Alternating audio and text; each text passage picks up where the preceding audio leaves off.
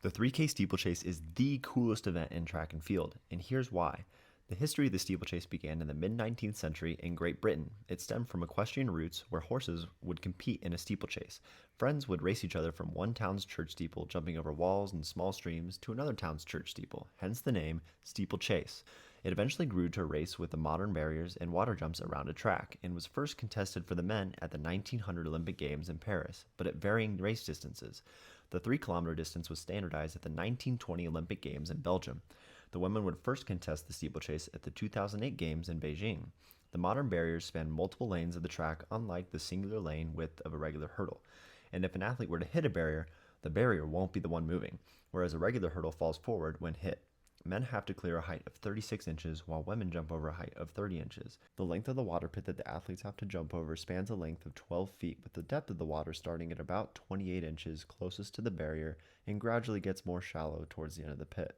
The majority of athletes elect to clear the fixed barriers without touching them, and for the water jumps, they choose to push off the top. But you are still allowed to step on top of the fixed barriers if you'd want to. With the water jump, the goal is to land one foot in the water and the next one back on the dry track surface.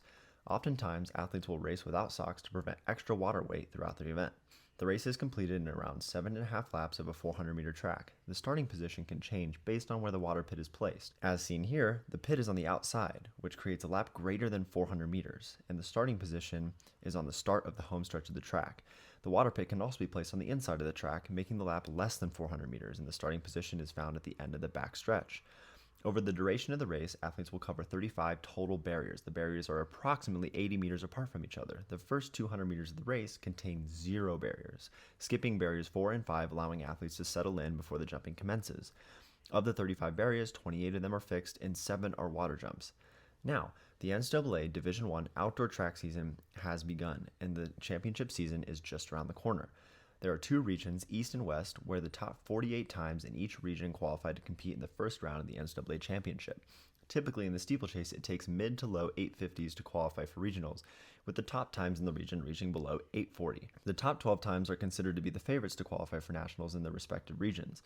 At regionals, the 48 athletes are split up into 3 heats of 16. The top 3 in each heat, represented with a big Q, automatically qualify for nationals, with the next 3 fastest times represented with the little q also moving on.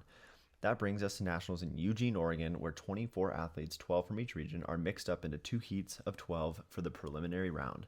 The top 5 in each heat automatically qualify for the finals, with the next 2 fastest times also securing themselves a spot. 2 days after the prelims, the final round is run to crown a national champion alongside the first team All-American honors, which are awarded to the top 8 finishers.